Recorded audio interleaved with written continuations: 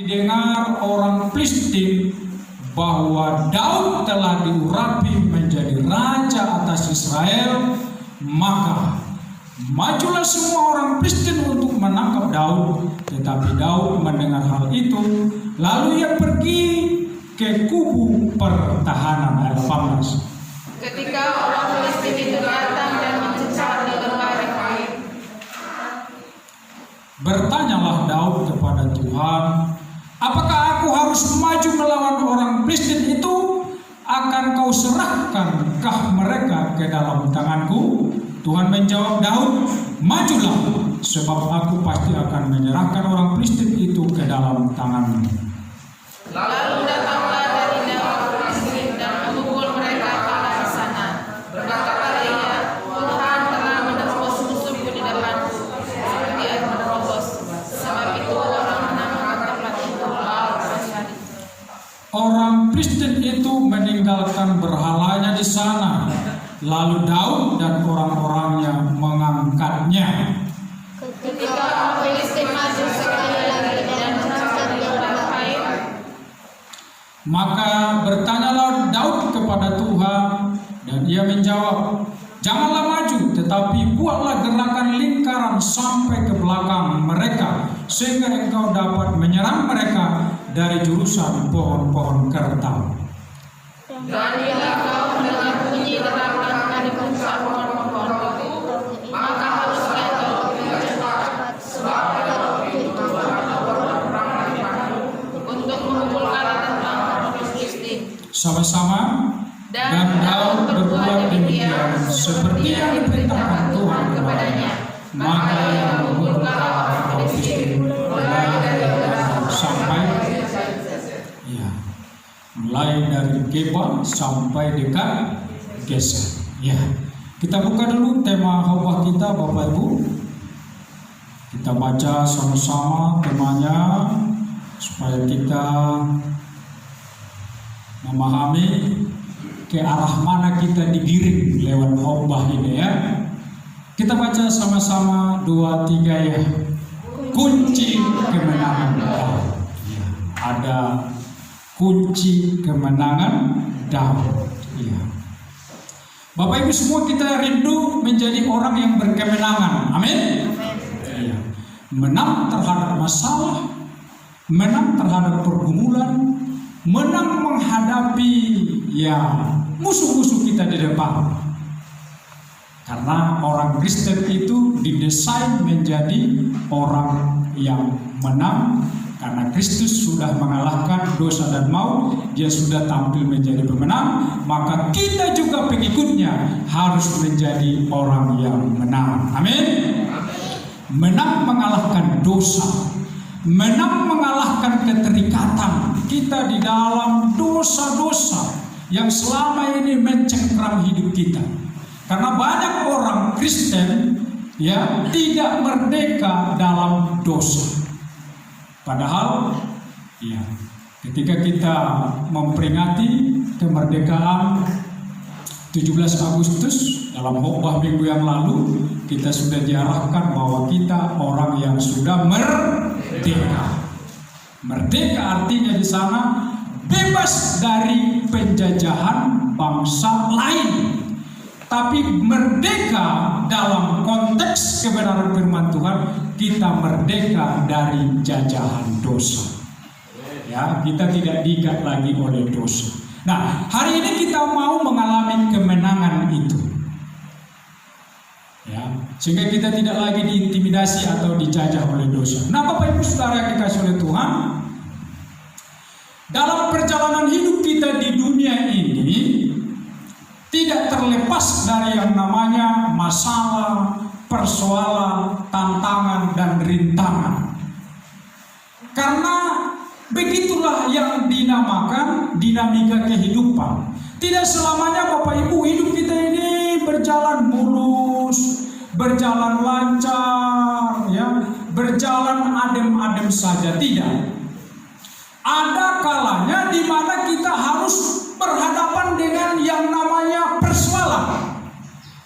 Ada kalanya yang namanya kita diperhadapkan dengan berbagai gesekan, gejolak, bentuk Baik itu di tengah-tengah keluarga kita, di tengah-tengah pekerjaan, bahkan juga dalam hubungan sosial kemasyarakatan kita, bahkan juga di tengah-tengah komunitas kita, satu gereja. Bisa saja kita mengalami gesekan demi gesekan sehingga membuat kita tidak enakan satu dengan yang lain. Kerap kali Bapak Ibu, ketika orang menghadapi sebuah masalah di tengah-tengah keluarganya, kerap kali ketika orang menghadapi sebuah persoalan di tengah-tengah kehidupannya, dia menjadi letih lesu, stres, dan mencari alternatif lain dalam penyelesaian persoalannya itu. Dia pergi ke dukun, dia pergi ke tempat-tempat hiburan, pergi ke diskotik, pergi minum tuak dengan satu asumsi, dengan kulakukan ini maka aku akan lepas dari yang namanya persoalan. Nah Bapak Ibu, kita harus mau belajar dari firman Tuhan bagaimana cara kita mengatasi persoalan. Ya, supaya kita tampil menjadi pemenang. Amin. Ya. Nah ini mau kita belajar dari kehidupan Daud. Nah, Bapak Ibu kalau kita melihat tadi di dalam teks itu bisa dimunculkan teksnya, ya. Nah, Daud di sini 2 kali mengalami serangan dari bangsa Filistin. Tetapi dua-duanya dapat dimenangkan oleh siapa? Daud. Nah coba kita lihat dulu ya di ayat 17 ini. Ini bentuk serangan pertama yang dilakukan oleh bangsa Filistin terhadap Daud. Coba kita baca dulu ya. Ayat 17:23 ya. Ketika didengar orang Filistin bahwa Daud telah berapi menjadi raja atas orang Filistin, maka majulah semua orang Filistin untuk Daud. Nah, coba sampai situ dulu ya. Ketika didengar siapa? Orang Filistin, Daud itu dinobatkan, Daud itu diangkat, Daud itu diurapi, dilantik menjadi raja. Bangsa Filistin ini tidak suka, tidak senang, hati mereka geram dan gusar atas kemarahan mereka. Mereka ingin menangkap, membunuh siapa? Daud. Nah, maka mereka berkumpul di sebuah lembah Rapidin yang kita baca tadi. Ini menunjukkan kepada kita Bapak Ibu ya, di tengah-tengah kehidupan Daud, begitu dia diangkat pada posisi raja, dia diperhadapkan dengan satu persoalan, yaitu adanya sekelompok orang, yaitu bangsa Filistin yang tidak suka, yang tidak senang atas Daud diangkat menjadi raja. Nah dari sini kita bisa belajar Bapak Ibu bahwasanya tidak serta-merta orang senang atas kesuksesan kita. Jadi jangan kita berpikir kalau kita ekonominya lagi naik, kita punya mobil baru, kita punya rumah yang mewah, lalu tetangga kita, samping kiri kanan kita suka. Tidak, belum tentu. Ada orang yang suka, ada juga orang yang apa? Iri, hati, dengki. Nah itulah kehidupan di dunia ini. Ya, manusia kan senang melihat orang susah, susah melihat orang senang. Nah itulah kehidupan manusia. Jadi Bapak Ibu, nah, kita tidak boleh fokus terhadap masalah yang ada itu. Kalau itu semua nanti kita dengar, kita akan apa? Down, dan kita pasti tidak akan bisa maju, berkiprah di dunia ini. Jadi Bapak Ibu, tidak semua ocehan manusia itu harus kita dengarkan, betul ya? Yang baik ya kita tampung. Tapi kalau yang buruk ya sudah kita tinggalkan. Kita harus maju terus bergerak mencapai satu tujuan atau satu goal. Jangan karena adanya sebuah intimidasi, ya sebuah persoalan dan masalah, lalu kita tidak lagi maju bergerak ke depan. Yang namanya kehidupan manusia di dunia ini selalunya salah di mata orang, betul ya? Yang baik pun kita lakukan, yang baik pun kita kerjakan, belum tentu benar di mata orang. Jadi dengan kata lain Bapak Ibu, kita yang hidup di dunia ini tidak bisa kita ya memuaskan hati semua orang. Tidak bisa. Yang bisa kita lakukan ialah bagaimana kita menyenangkan dan memuaskan hati Tuhan. Ini yang harus kita tanam yang pertama. Karena belum tentu ketika kita memuaskan hati orang, belum tentu memuaskan hati Tuhan. Tapi kalau kita sudah memuaskan hati Tuhan, pasti ya kita juga memuaskan hati orang. Yang walaupun orang tidak semua memandang apa yang kita lakukan itu baik. Jadi ini yang kita pelajari ya. Jadi Bapak Ibu, ketika Daud diangkat menjadi raja, ada tugas ya, karena langsung dia diperhadapkan dengan sebuah persoalan. Dia diperhadapkan dengan satu tugas baru karena adanya masalah di mana orang Filistin tidak senang, tidak suka dia diangkat menjadi raja.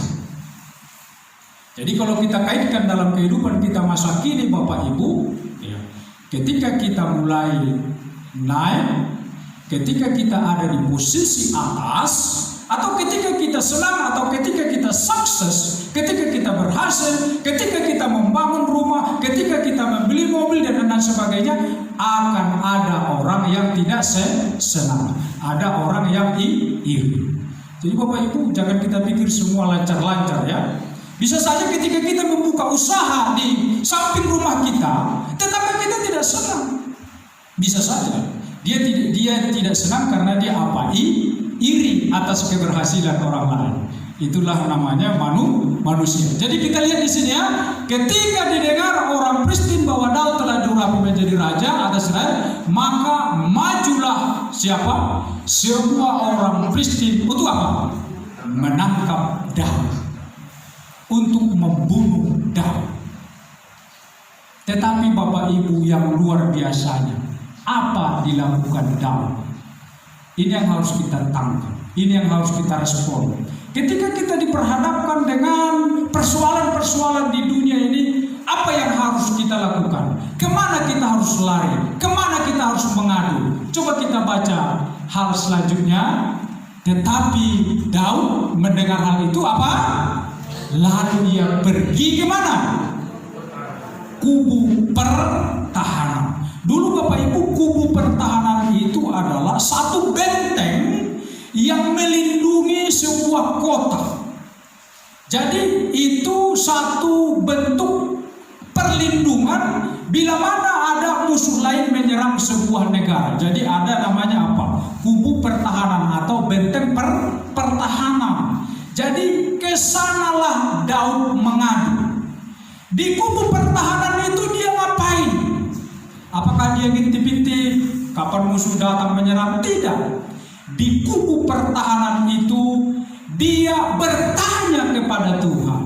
Dia berkata demikian, Tuhan, apakah aku harus maju menyerang bangsa Filistin itu? Apakah engkau menyerahkan bangsa Filistin itu ke dalam tanganku? Nah, dia bertanya seperti itu kepada Tuhan. Itu yang dilakukan oleh Daud. Jadi Bapak Ibu, kubu pertahanan kita sekarang apa? Benteng pertahanan kita sekarang adalah doa. Di dalam doa kita boleh mengadu kepada Tuhan. Di dalam doa kita bisa bertanya kepada Tuhan hal apa yang harus kita lakukan untuk tindakan-tindakan selanjutnya. Itu yang dilakukan oleh siapa? Daud. Jadi Daud itu padahal dia punya kekuasaan karena dia raja. Sebenarnya enak aja, ayo kerahkan semua militer, hantam. Kan bisa saja. Karena dia punya kekuasaan untuk mengkerahkan semua kekuatan militernya menyerang apa? Bangsa Filistin. Karena kekuasaan ada di tangannya. Serang, serang. Tapi bukan itu yang dilakukan oleh Daud. Dia datang ke kubu pertahanan. Di sana dia bertanya. Di sana dia merendah. Di sana dia berkomunikasi kepada Tuhan. Tuhan, apa yang harus kulakukan dengan semua persoalan ini? Apa maunya Tuhan lewat semua problematika ini? Aku tanya kepada kau Tuhan. Nah, jadi orang Kristen ketika diperhadapkan dengan persoalan bukan lari kepada Tuhan, tapi lari kepada faktor tua, lari kepada judi, lari menghibur diri dengan wanita-wanita di luar sana, dan yang paling parahnya lari ke dukun, bertanya kepada dukun. Sudah dapat cobaan aku Pak, sudah dapat masalah aku Pak. Dia bertanya kepada orang pintar. Nah, seharusnya kita harus melakukan langkah pertama, pergi kepada siapa tuh? Tuhan. Karena Tuhanlah kubu pertahanan kita, kota benteng kita, penyelamat dalam kehidupan kita.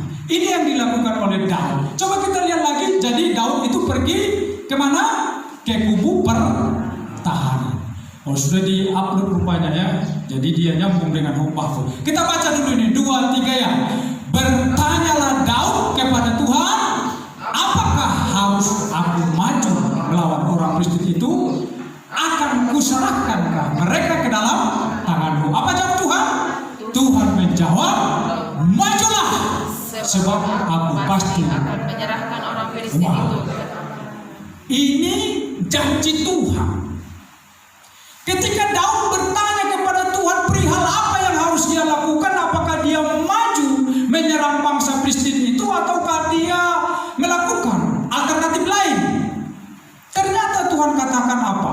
Maju, majulah. Ada sebuah janji kepastian kemenangan yang datangnya dari Tuhan, maka itulah yang membuat Daud berani apa? Maju. Sudah ada jawaban kepastian dari Tuhan. Tuhan katakan majulah. Jadi janji kemenangan yang ditawarkan oleh Tuhan kepada Daud inilah yang membuat Daud apa? Berani melangkah, berani bertindak. Kalau Tuhan katakan jangan maju, dia tidak maju. Tapi Tuhan katakan majulah. Jadi di sini Daud berpegang teguh pada janji Tuhan. Janji apa itu? Janji kemenangan. Bapak Ibu yang dikasihi oleh Tuhan, di dalam Alkitab ada banyak janji-janji yang mengandung kemenangan bagi setiap orang percaya. Nah, itu kita yakini. Kita tidak boleh ragu terhadap janji kepastian jaminan dari Tuhan, kendati pun ada musuh menghadang. Ini Daud tidak katakan gak mau laku Tuhan, kan ada musuh, gak jadilah aku berperang. Tapi Daud memegang jaminan kepastian akan janji kemenangan yang diberikan oleh Tuhan. Apa janji Tuhan? Sebab aku pasti. Jadi bukan mudah-mudahan. Maka Bapak Ibu, setiap janji Tuhan di dalam Alkitab itu sebuah kepastian. Kita tidak boleh ragu terhadap janji Tuhan. Karena di dalam janjinya, di dalam firman-Nya, itulah yang membuat kita apa? Hidup berkemenangan. Amin. Iya. Maka klaim janji Tuhan. Ini yang diklaim oleh Daud. Sedikit pun dia tidak ragu, padahal ada musuh di depan. Karena Tuhan sudah memberi apa? Jaminan kemenangan. Maka atas dasar itulah dia berani apa? Bertindak untuk maju berperang. Ini luar biasa ya. Majulah. Sebab aku pasti akan menyerahkan orang Filistin itu ke apa? Ke dalam tangan. Siapa yang menyerahkan? Tuhan. Berarti Bapak Ibu, ya, kekuatan Daud dalam menghadapi musuh, dalam menghadapi peperangan, bukan karena kuat dan gagahnya dia, tapi karena kekuatan Tuhan yang ada di depan, maju berperang, mengalahkan musuh. Nah, kalau ini kita pahami Bapak Ibu, pasti persoalan masalah apapun yang berat menindih kehidupan kita tidak akan pernah namanya apa? Menyerah. Ya, nanti itu ada lagu terakhir. Ku tak akan menyerah pada apapun juga, sebelum ku coba wayangku, tetapi ku berserah pada ku percaya punya rencana. Ya. Jadi hari ini kita didorong untuk maju bergerak. Amin. Persoalan ada di depan, masalah ada di depan, tapi Tuhan katakan kita harus maju, ya, menerobos semua persoalan-persoalan yang ada. Jadi intinya di depan yang menghadap, itu harus kita kalahkan karena ada kekuatan Tuhan yang menopang hidup kita. Amin. Ya, jadi kalau masalah-masalah di tempat pekerjaan, masalah di tempat keluarga, ya itu biasa lah itu ya. Jangan dibawa ke hati. Ada orang karena masalah di tengah-tengah keluarga nggak datang lagi gereja, ya. Ya. Percayalah Bapak Ibu, selama kita hidup di dunia ini tidak bisa kita lepas dari yang namanya apa? Masalah. Masalah boleh ada di depan, tapi tangan Tuhan menyertai saya untuk menyelesaikan semua persoalan. Ini keyakinan Daud, maka dia berani melangkah. Ini janji kemenangan. Maka Bapak Ibu, kita tidak boleh apa?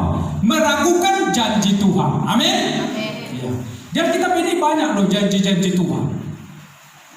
Ya, aku akan memberikan kelepasan kepadamu, aku akan memberikan kesembuhan kepadamu, aku akan memerdekakan kamu, aku akan menyertai kamu, aku akan memberkati kamu, dan banyak hal janji-janji Tuhan.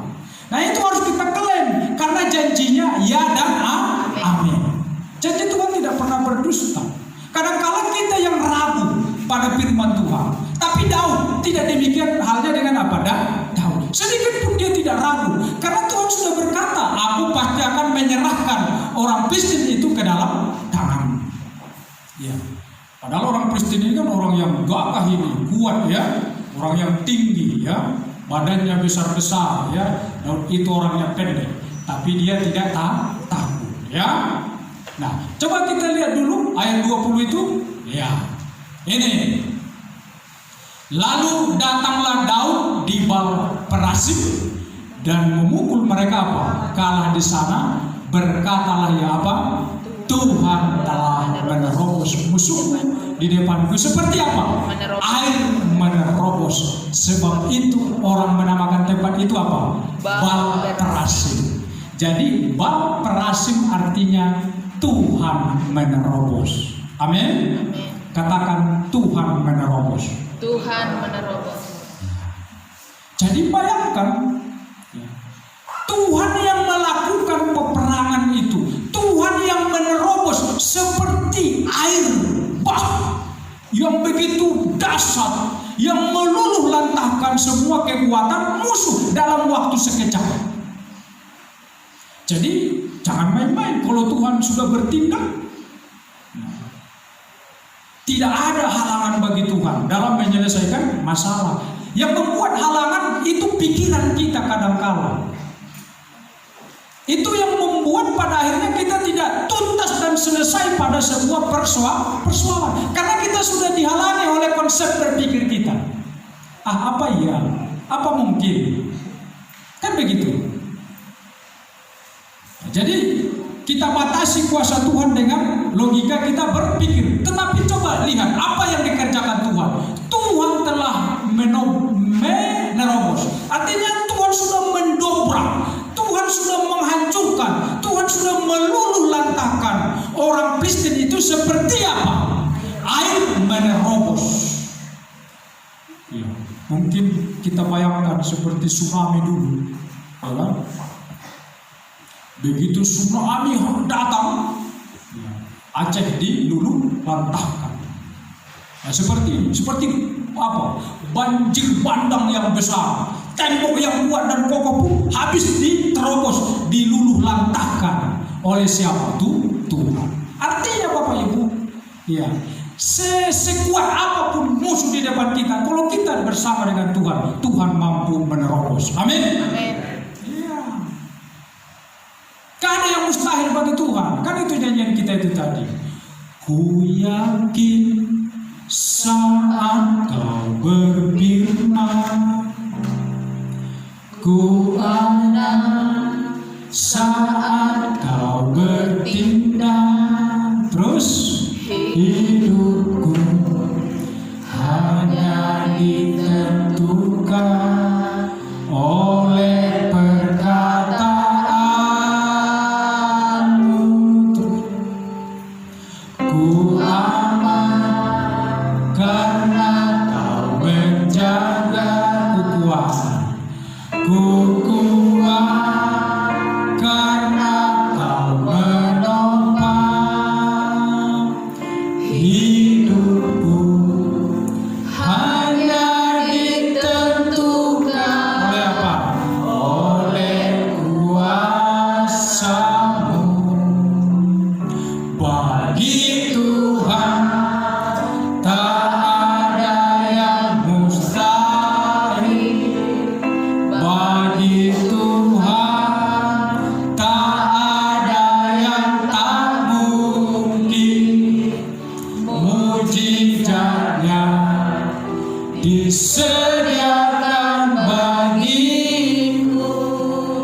ku diangkat dan dipulihkannya.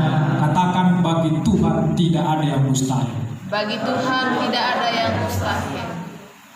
Jadi Bapak Ibu Saudara yang dikasihi oleh Tuhan, sebesar seberat apapun pergumulan dan persoalan yang kita hadapi sekarang, katakan, Tuhan mampu menerobos. Tuhan mampu menerobos. Amin. Amin. Iya. Mungkin Bapak Ibu, ya, situasi ekonomimu sekarang lagi morat-marit karena COVID-19, ya, sulit mencari pekerjaan dan sebagainya. Mungkin karir kita juga tidak naik-naik, ya. Keluarga kita sepertinya ya begitu-begitu saja. Suami yang barangkali keras kepala, susah dinasehati, anak-anak yang nakal, istri yang kadang-kala kurang mendukung program suami, tapi lakukan penyerahan total kepada Tuhan seperti Daud, maka Tuhan sendiri yang menyelesaikan, menerobos, menuntaskan semua persoalan dan masalah yang kita hadapi. Amin. Ini harus kita imani, karena bagi Tuhan tidak ada yang mustahil. Jadi Daud itu ketika berperang tidak lagi berperang mengandalkan kekuatannya, tetapi sudah Tuhan sendiri yang di depan menerobos. Amin. Ini yang harus kita imani. Ya.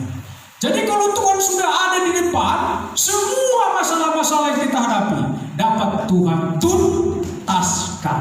Ya. Jadi tidak ada masalah berat bagi Tuhan. Ya. Kadang-kala seorang istri ya, mengeluh, dia, kapanlah suamiku ini bertobat Tuhan. Ya. Bagi Tuhan tidak ada yang mustahil kalau Roh Kudus sudah menjamah hidupnya. Amin. Tidak ada yang mustahil. Ini bayangkan, diterobos oleh Tuhan. Ekonomi kita juga diterobos oleh Tuhan. Imani, Tuhan akan melakukan berbagai terobosan-terobosan dalam hidup kita, dalam nikah rumah tangga kita, dalam pergumulan dalam pekerjaan kita, bahkan juga dalam karir kita. Tuhan melakukan terobosan. Amin. Ini yang kita imani. Jadi terobosan Tuhan ini Bapak Ibu di luar kemampuan kita berpikir, di luar nalar kita. Makanya kan dikatakan di dalam kitab Efesus itu kan, kadangkala apa yang kita doakan, apa yang kita pikirkan jauh dari apa yang kita mohonkan kepada Tuhan. Karena jawaban Tuhan itu luar biasa. Jadi ini mujizat terjadi kalau Tuhan sudah bertindak. Ya, kalau kita sendiri bertindak tak terjadi mujizat. Tapi kalau Tuhan sudah bertindak di depan, terjadi terobosan demi terobosan. Amin. Ini yang kita tunggu Bapak Ibu. Kapan waktu Tuhan? Kapan terobosan Tuhan? Maka menunggu terobosan Tuhan ini, waktu Tuhan ini, disinilah dibutuhkan kesabaran untuk tetap berharap dan menanti akan pertolongan Tuhan. Jangan gampang putus asa. Jangan gampang menyerah. Karena waktu Tuhan adalah waktu yang terbaik. Waktu Tuhan yang terbaik, walau kadang tak mudah dimengerti, lewati cobaan ku tetap percaya waktu Tuhan pasti yang terbaik. Ada waktunya Tuhan melawan keluarga, ada waktunya Tuhan melawan suami, ada waktunya Tuhan menyembuhkan segala sakit penyakit yang kau derita. Tapi yang engkau lakukan saat ini adalah tetap berserah, merendahkan diri di hadapan Tuhan. Cari wajah Tuhan, seperti Daud menghampiri Tuhan di dalam kubu pertahanan itu. Dia berkomunikasi, dia berdialog, dia bertanya kepada Tuhan. Artinya dia tidak bergerak semaunya dia, sesukanya dia. Dia terlebih dahulu minta apa? Petunjuk dari Tuhan. Maka Tuhan katakan, majulah. Dia maju. Ya. Nah, ketika dia mengikuti apa yang Tuhan mau, maka Tuhan sendiri yang bekerja. Ya. Jadi yakinkan Tuhan bekerja bagi hidup kita, bagi keluarga kita, maka semua bisa terselesaikan. Ya. Jadi apa artinya bal pasif itu artinya Tuhan telah menerobos. Ya, Tuhan sudah melakukan terobosan. Nah, ini kita harapkan ya, terobosan dalam pelayanan kita, terobosan dalam karir dan ekonomi kita, terlebih terobosan pemulihan dalam nikah rumah tangga kita. Amin. Ya, saya ingin mendapatkan dan merindukan suami istri semua datang ke gereja, anak-anak semua datang ke gereja. Kan itu, keluarga Tuhan itu kan begitu, ya. Sesungguhnya harus begitu. Karena gereja kuat bila mana keluargaku kuat. Nah, nggak akan mungkin gereja bisa kuat kalau keluarga di dalam gereja itu tidak kuat. Jadi dasarnya apa? Keluarga. Ya. Percayalah Bapak Ibu, Tuhan akan melakukan terobosan dalam pelayanan kita dan dalam keluarga kita. Amin. Itu ya. Jadi kita pegang ini konsep firman Tuhan ini. Siapa yang melakukan terobosan tuh? Tuhan. Ya, ini pengakuan Daud ya. Tuhan telah menerobos siapa? Musuh. Artinya Tuhan telah mengalahkan musuhku. Tuhan telah meluluhlantahkan musuhku. Artinya Tuhan telah menjawab, menyelesaikan semua persoalan-persoalan yang kuhadapi. Ya. Jadi bukan Daud yang menyelesaikan. Siapa yang menyelesaikan? Tuhan. Betapa besarnya, dasarnya, hebatnya kuasa Tuhan yang sanggup menyelesaikan semua masalah, termasuk musuh yang besar yaitu bangsa Filistin, ya, sanggup diselesaikan oleh Tuhan. Ini serangan pertama, ya. Jadi Bapak Ibu, ini supaya kita paham ya. Ketika kita mulai dekat dengan Tuhan, ketika kita mulai menyerahkan diri kepada Tuhan, jangan kita berpikir serangan selesai. Tidak. Malah kadang-kala strategi iblis itu jauh lebih dahsyat. Tetapi disinilah kita dibutuhkan untuk apa? Tetap percaya, tetap beriman, dan kita semakin dewasa dalam mengikuti Tuhan. Coba kita lihat dulu ya. Nanti ayat 22 sesungguhnya di sana disebutkan. Tapi kita lihat dulu ayat 21. Ya, kita lihat 21, 23 ya. Orang Filistin itu meninggalkan berhalanya di sana, lalu Daud dan orang-orangnya, ini mereka kocak-kacir, ya, sampai-sampai patung sesembahan mereka, berhala mereka tinggal di tempat medan perang, tidak sempat lagi diangkut karena mereka sudah lari apa? Terbirit-birit, ya kan? Namanya kekuatan Baal, mana ada kekuatannya, ya kan? Kekuatan Tuhan lebih dasar dari kekuatan berhala-berhala. Nah, ini dia. Orang Kristen itu meninggalkan berhalanya di sana. Jadi orang Kristen ini kan menyembah kepada berhala, menyembah kepada patung-patung. Jadi mereka selalu membawa berhalanya ini ketika mereka berperang. Ya. Nah, dari sisi positifnya ada. Walaupun kekuatan bukan ada pada apa? Berhala itu. Nah, kadang-kala kita orang Kristen, ya, kadang-kala Tuhan itu hanya ada pada saat kita di gereja, ya. Tapi coba kita jadikan seperti konsep berpikir orang Kristen ini. Mereka selalu membawa berhalanya. Tapi maksud saya di sini, bagaimana kita orang Kristen selalu membawa Tuhan kita dimanapun kita berada. Karena Tuhan kita punya kuasa mengalahkan segala musuh. Ini saja yang tidak berdaya mereka selalu bawa-bawa. Dalam berperang mereka bawa berhalanya dengan satu anggapan, berhala ini akan bisa menolong kami untuk memenangkan sebuah apa? Pertempuran. Berhala itu nggak ada kekuatannya, ya. Maka orang Kristen jangan pernah engkau berdukun, jangan pernah engkau percaya jimat-jimat, kuasa-kuasa kegelapan. Itu nggak punya kemampuan menyelesaikan apa-apa, ya. Kekuatan kuasa Tuhan jauh lebih dahsyat, ya, lebih besar dan mengalahkan berhala-berhala itu. Jadi ini ya, jaminan kepastian kemenangan yang diterima oleh Daud. Orang Kristen serta berhalanya dikalahkan atau tinggal, ya. Mereka tidak sempat apa mengangkatnya. Nanti kalau mengangkat berhala lagi, ketinggalan larinya, diserang sama Daud, terpaksa ditinggalkan. Berhala-berhalanya ini diangkut, ya, diinjak-injak oleh apa? Israel. Jadi Bapak Ibu bisa paham ya? Bisa paham ya dalam bagian firman ini. Coba kita lihat ayat 22. Ini serangan kedua ya. Jadi serangan pertama itu tadi ya. Serangan kedua muncul lagi. Jadi rupanya orang Kristen ini bebal juga ini ya. Enggak mau apa mereka. Tidak berhasil serangan pertama, muncul lagi serangan kedua. Iblis itu begitu. Dia selalu melakukan berbagai cara, taktik, tidak berhasil cara pertama, dia lakukan cara kedua, cara ketiga. Kan itu yang dilakukan ketika iblis menggoda Yesus, ya kan? Ya. Dibawa ke hubungan baik Allah lah, kan? Nah, dibawa ke gunung yang tinggi.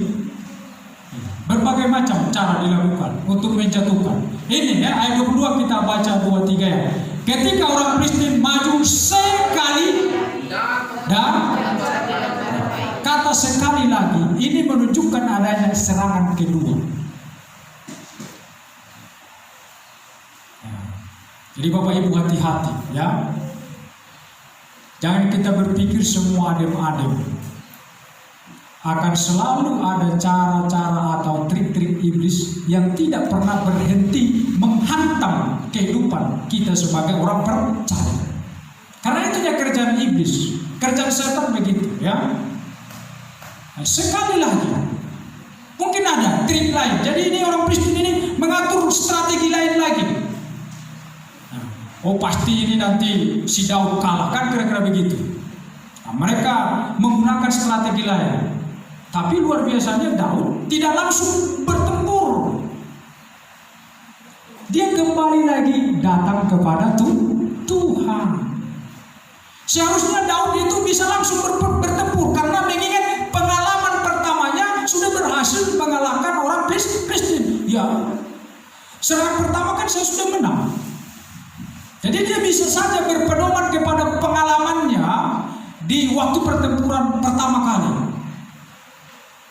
Tapi Daud tidak demikian. Dia tidak membawakan pengalamannya, ya. Dia tidak membawakan kemampuannya berpikir atau kekuatan alat tempurnya. Dia tidak mengandalkan itu. Tetap dia mengandalkan yang namanya Tuhan, ya. Nah, coba kita lihat dulu ayat 23 itu ya. Maka apa? Bertanyalah Daud kepada Tuhan dan ia menjawab, jangan. Nah, ini jawaban Tuhan. Tadi yang pertama katakan, maju. Sekarang jangan maju. Nah ini dia. Nah makanya Bapak Ibu, setiap program, setiap rencana kita harus selalu bertanya kepada Tuhan. Apakah ini rencana Tuhan? Apakah ini keinginan atau kehendak Tuhan? Kadang-kadang kita berpedoman kepada pengalaman kita, kemampuan kita, atau kehebatan kita. Ini kadang-kala sehingga kita tidak mengalami mujizat Tuhan dalam hidup kita. Karena kita sudah bertindak seturut dengan selera atau kemauan kita. Nah ini, ya. Jadi Daud itu tetap mencari Tuhan. Daud itu tetap berkomunikasi dengan Tuhan. Daud itu tetap bertanya kepada Tuhan. Nah, sekarang pertanyaan bagi kita, ketika Bapak Ibu diperhadapkan dengan sebuah persoalan masalah, kepada siapa Bapak Ibu mengadu? Barangkali kita terlebih dahulu mengadu kepada manusia, mengadu kepada keluarga. Itu sih tidak salah, sah-sah saja. Tapi jangan kita abaikan pengaduan yang pertama itu kepada siapa? Tuhan. Ini yang paling pokok, ya. Karena Tuhan puncak penyelesaian dari seluruh masalah, ya. Tuhan katakan apa? Janganlah maju, tetapi buatlah gerakan lingkaran sampai ke belakang mereka. Tuhan katakan jangan maju, tetapi buat gerakan lingkaran. Jadi Tuhan suruh si Daud itu agar membuat gerakan lingkaran untuk mengelilingi musuh-musuh yang sedang berada di lembah Refaim itu tadi. Ini menunjukkan adanya kesatuan gerakan, menunjukkan adanya kesatuan kesatuan tujuan, kesatuan tindakan, kesatuan dalam kegerakan doa, gerakan melingkar yang terhubung antara satu dengan yang lain, yang tidak boleh putus. Itu yang diajari Tuhan. Tuhan tidak katakan majulah, ya, tapi buatlah gerakan apa? Melingkar. Nah, rupanya ketika gerakan melingkar ini dibentuk oleh Daud, ya, pada saat nanti ada bunyian dari atas pohon kertau seperti derap langkah. Pernah mendengar derap langkah tentara? Itu menunjukkan sebuah kekuasaan. Ada memang saatnya tiarap, tetapi ada saatnya mendengarkan apa? Kemahakuasaan, kemahahebatan jadi seorang militer. Ini kan derap langkah. Jadi ketika engkau nanti mendengar derap langkah, itu derap langkahnya Tuhan berdasarkan gerakan lingkaran yang sudah dibentuk. Maka ketika engkau mendengar derap langkah Tuhan dari atas pohon-pohon kertau itu, maka di sanalah engkau dengan sigap dan cepat menyerang. Artinya Bapak Ibu, harus ada keselarasan, harus ada kesesuaian antara petunjuk atau instruksi dari Tuhan untuk kita lakukan. Tidak boleh semena-mena, sesuka hati. Harus seirama, harus sinkron, baru terjadi kegerakan.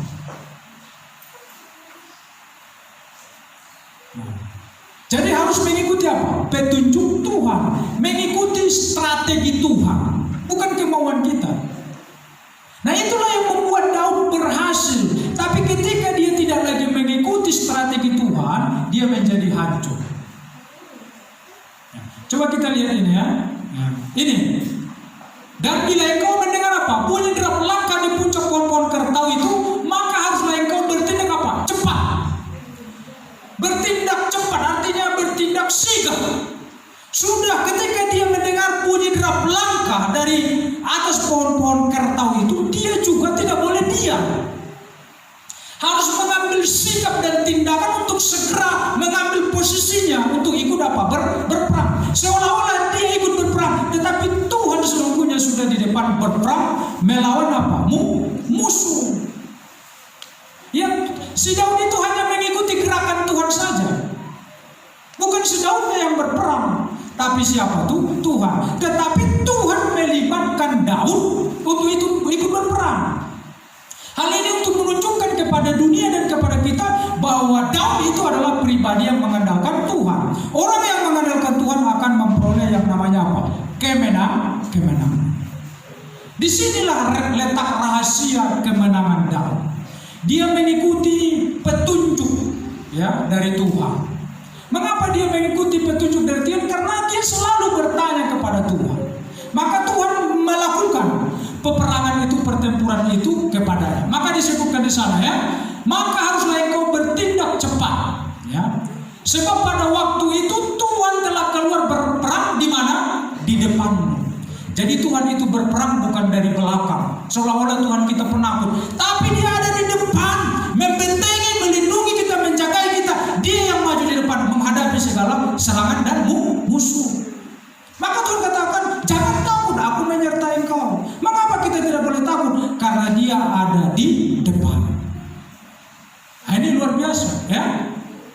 Jadi Tuhan itu tidak tinggal diam, tetapi Tuhan melibatkan manusia ikut dalam pertempuran itu. Ya, makanya orang labora, berdoa sambil bekerja. Kita tidak bisa berdoa, Tuhan turunkan uang, tidak, harus bekerja. Bisa ya, bisa paham ya?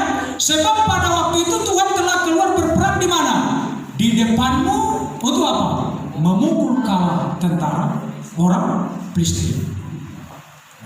Siapa yang mengalahkan tentara Filistin atau orang Filistin? Tuhan. Tuhan itu berperang dari belakang, dari depan. Ya, Tuhan itu tidak terlihat oleh orang Filistin, tapi Tuhan itu sudah menunjukkan apa? Kekuasaannya melalui derap langkah. Jadi ketika dia mendengar bunyi derap langkah begini, itu gerakan Tuhan. Ya, Daud pun ikutlah maju. Jadi seolah-olah orang Filistin melihat hanya Daud yang berperang, rupanya sudah ada di depan. Tuhan berperang melawan orang Filistin, maka mati, terbirit-birit. Ya, siapa yang mampu melawan Tuhan? Tak satu pun, bangsa apapun tak sanggup mengalahkan kekuatan kuasa Tuhan. Maka ayat 25 ini, inilah hasil kemenangan siapa? Daud. Nah, coba kita baca 2 ayat. Dan Daud berbuat demikian seperti yang diperintahkan Tuhan kepadanya. Maka ia memukul kalah orang Filistin mulai dari Geba. Nah, ini luar biasa ini. Tadi di ayat 24 itu Tuhan yang mengalahkan musuh, tetapi 25 dikatakan Daud yang mengalahkan musuh. Ya, di sini Tuhan mau mengangkat posisi atau derajat orang-orang yang mengandalkan Tuhan. Memang Tuhan yang melakukan, tapi Dia mau menunjukkan kepada dunia orang yang mengandalkan Tuhan akan mampu mengalahkan musuh. Artinya Bapak Ibu, kalau kita berharap pada Tuhan, kita mampu mengalahkan musuh-musuh kita. Amin. Mampu mengalahkan dosa kita, keterikatan kita. Ya. Ini harus terjadi pada kita. Jadi rahasia kemenangan Daud dari khotbah ini bisa kita pahami. Pertama, karena Daud, coba kita lihat ke garis besar. Ini hanya menyimpulkan saja. Rahasia kemenangan Daud. Ya, yang pertama, karena Daud selalu meminta petunjuk dari Tuhan. Ayat 17 sampai 21. Maka mintalah selalu petunjuk dari Tuhan. Amin. Meminta petunjuk kepada saudara keluarga itu hal-hal yang lumrah dan biasa. Tapi jangan sampai engkau mengabaikan petunjuk yang utama, karena Tuhan adalah penasehat yang ajaib. Datanglah ke kubu pertahanan, ya, ke benteng pertahanan kita, yaitu doa. Di dalam doa kita bisa berkomunikasi, di dalam doa kita bisa bertanya kepada Tuhan apa yang Tuhan mau di atas semua kejadian yang terjadi. Itu yang harus kita tanya. Ya. Kenapa Tuhan mengizinkan ini terjadi? Apa yang Tuhan mau? Barangkali Tuhan mau menyatakan mujizatnya, kan? Barangkali Tuhan mau mendidik keluarga kita, hidup kita, diri kita untuk semakin berharap kepada Tuhan dan kita semakin beriman kepada Tuhan. Karena selama ini kita sudah mengandalkan kekuatan kita. Nah, jadi Tuhan banyak cara-cara yang dilakukan Tuhan untuk mendidik kita anak-anaknya. Jadi mintalah nasihat, bimbingan dari siapa tuh? Tuhan. Ya, minta petunjuk. Jadikan Tuhan menjadi penasehat ajaib yang utama dalam diri kita. Itu sebenarnya kalau kita rampungkan ayat 17 sampai 21, di sana Daud meminta petunjuk dari Tuhan. Maka dalam serangan pertama Daud menang. Nah, yang kedua, ini yang kedua, 2-3 ya. Daud mengikuti strategi atau cara Tuhan. Itu yang kita baca tadi ayat 22 sampai 25. Dia tidak melakukan caranya sendiri. Tuhan katakan, ya buatlah gerakan melingkar. Dia buat. Tuhan katakan, ketika engkau mendengar derap langkah dari atas pohon-pohon kertau itu, maka di saat itulah kau juga maju. Dia turuti semua. Artinya dia patuh kepada aturan Tuhan. Ya. Dia taat kepada kemauan Tuhan. Dia mengikuti cara-cara Tuhan. Strategi itu Tuhan, bukan strateginya. Bapak Ibu, kalau kita rindu berhasil, ikutilah cara-cara Tuhan. Ikutilah petunjuk Tuhan. Cara Tuhan, strategi Tuhan, petunjuk Tuhan ada dalam firman-Nya. Firman-Nya harus kita ikuti, jangan firman-Nya kita bantah atau kita langgar. Di sini ada semua cara Tuhan untuk kita ikuti. Amin. Itu rahasia kemenangan. Jadi kalau keluarga kita ingin pulih, ya, kita ingin mengalami kemenangan demi kemenangan, ikuti cara-cara Tuhan. Amin. Ya, ini penting ya, supaya kita tampil menjadi pemenang. Kesimpulan, kita baca kesimpulan. 2-3 ya. Kunci atau rahasia kemenangan Daud mengalahkan musuh Filistin adalah ia selalu meminta petunjuk dari Tuhan serta mengikuti strategi Tuhan dalam memenangkan setiap peperangan. Saudara, mari kita selalu melibatkan Tuhan dalam menghadapi setiap pergumulan hidup, karena disitulah rahasia kemenangan kita. Di mana rahasia kemenangan kita? Ketika kita selalu melibatkan Tuhan. Oleh karena itu Bapak Ibu, libatkanlah Tuhan dalam nikah rumah tanggamu, dalam ekonomimu, dalam karirmu, dalam usahamu. Ketika engkau melibatkan Tuhan dalam segala hal, maka kemenangan akan di pihak kita. Amin. Mari kita berdoa. Terima kasih, hari ini kami boleh belajar dari tindakan Daud, bagaimana dia mengalahkan musuh bangsa Filistin. Dia selalu mencari wajah Tuhan.